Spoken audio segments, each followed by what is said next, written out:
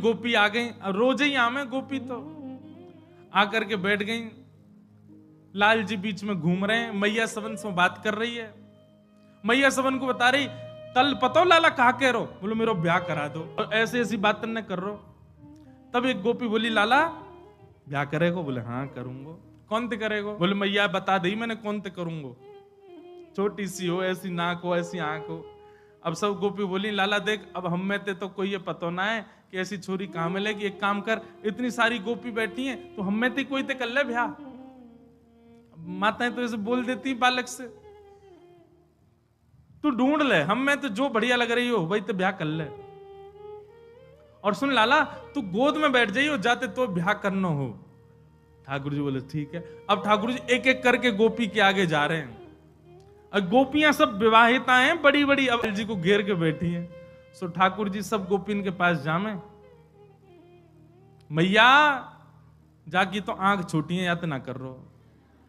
दूसरी गोपी के पास गई, जे तो धाम दुल्लासी मोटी है, मुंह पे बैठ जाएगी, याद ना कर रो।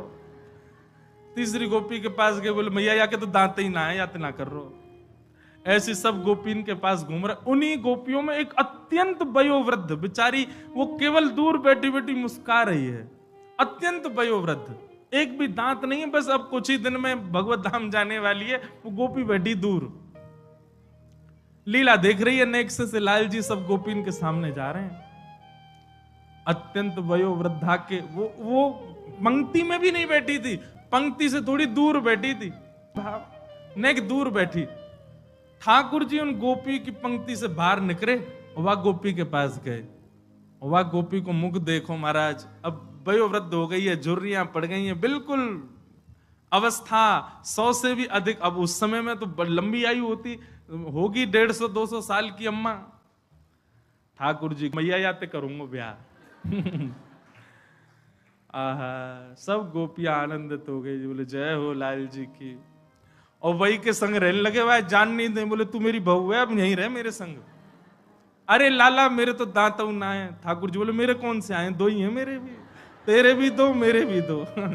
ऐसे ठाकुर जी को बोल बाल कृष्ण लाल की। ऐसी मधुर लीला ठाकुर जी करते हैं, पूरे ब्रजवासियों को, गोपियों को इतना सुख प्रदान करते हैं, इतना आनंद देते हैं। ठाकुर जी की यह लीला की बलिहारी है।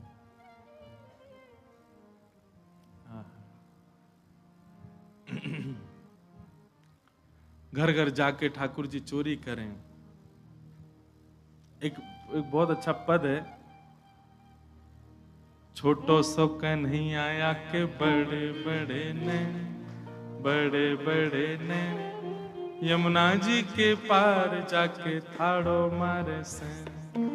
कल गाएंगे, एक बार सबके संग बैठ के एक बार तैयार कर लें, फिर गाएंगे।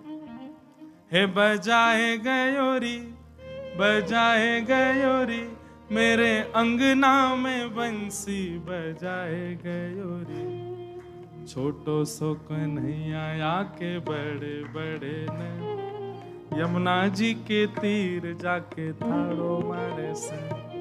सैन को मतलब कार्य, सैन को मतलब कार्य। अब ये तो हमने कही कि गोपीन को देख देख करके ठाकुर, पर सैन को असली मतलब रे ऐसे भौं हिलाते हैं ठाकुर जी। उसको कहते हैं सैन। तो जब ये वाली आईब्रो ऊपर जाए तो ये नीचे रहेगी, ये ऊपर जाए तो ये नीचे, ऐसे ठाकुर जी अपने नेत्र मटकाते, इसको कहते हैं सैन। बताओ कोई कर सके?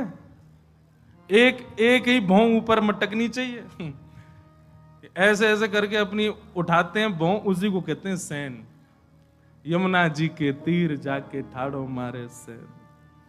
सब गोपीन पर अनुग्रह कर रहे हैं।